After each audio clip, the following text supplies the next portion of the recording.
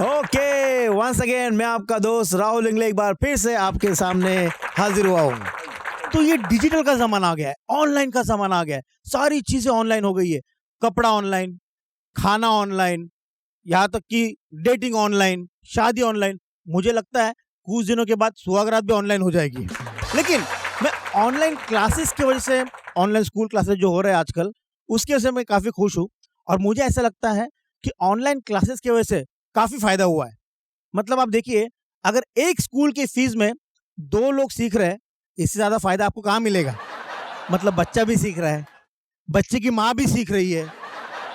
और इस लॉकडाउन में मतलब मेरा तो क्राफ्ट, ड्राइंग इतना सुधर गया है, मतलब अच्छी-अच्छी ड्राइंग मैं अभी निकाल लेता हूँ।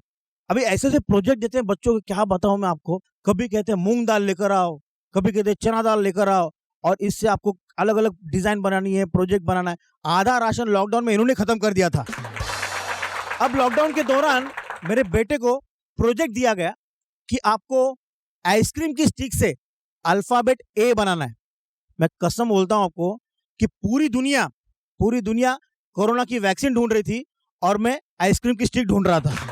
मतलब इतना परेशान हो गया। तो मैंने सोचा कि एक काम करते हैं यार, फ़ेसबुक पे स्टेटस डालता हूँ कि स्कूल की फ़ीस 1 लाख है, वो भरनी चाहिए कि नहीं चाहिए? तो दोस्त भी ऐसे-ऐसे होते हैं। एक नीचे ब एक बंदे ने कमेंट लिखा, बोले भाई अगर टीचर अच्छी हो तो 1 क्या 1.5 लाख भी भरना चाहिए।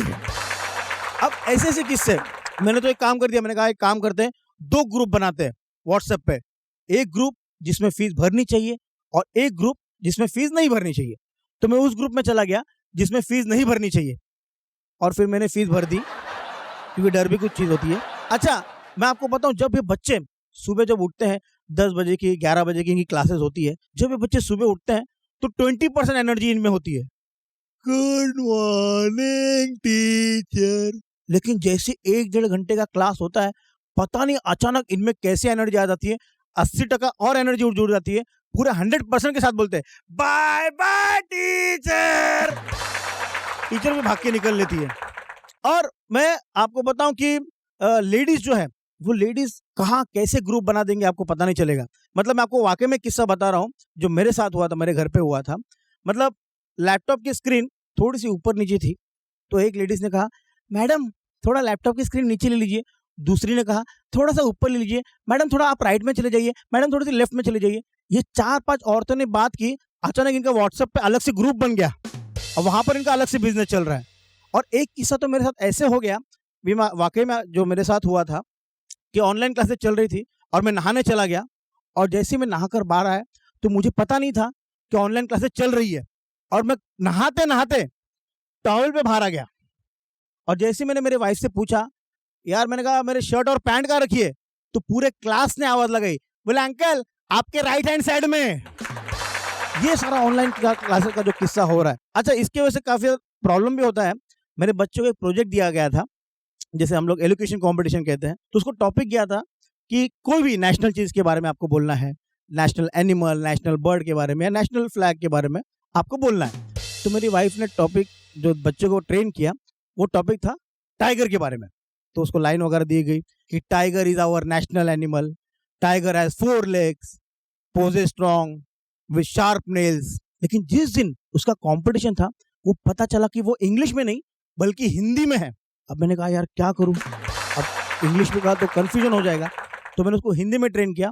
मैंने आम के बारे में उसको बताया कि आम भारत का राष्ट्रीय फल है, आम कोई काट कर खाता है, कोई चूस कर खाता है। और जिस दिन उसका एलोकेशन कंपटीशन था, वो इतना कंफ्यूज हो गया, उसने दोनों चीजें मिक्स कर दी और टीचर से कहने लगा, टाइगर इज आवर नेशनल फल, आम has 4 legs with sharp nail, possess strong. Tiger कोई काट के खाता है, कोई चूस के खाता है। तो ये ऑनलाइन क्लासेस डिजिटल का मामला है। और मैं आपके सामने जाते जाते एक और खास आवाज पेश करूंगा और वो आवाज है टेबल टेनिस की आवाज।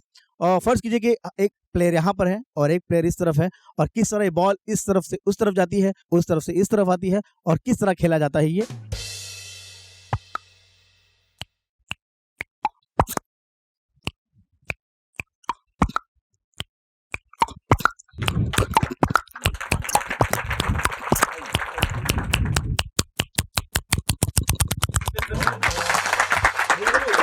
और जाते जाते मैं आपको बताऊंगा, फर्ज कीजिए एक लड़की यहां से आ रही है जिसके पैरों में घुंघरू है, धीरे धीरे चलते हुए यहाँ तक आती है और फिर किस तरह भागते हुए यहाँ से जाती है।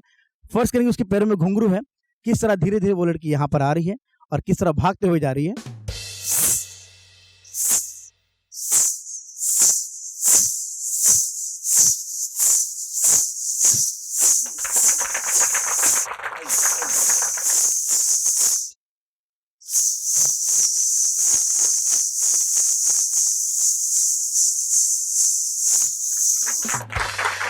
अब लड़की चली गई, मैं भी निकल लेता हूं।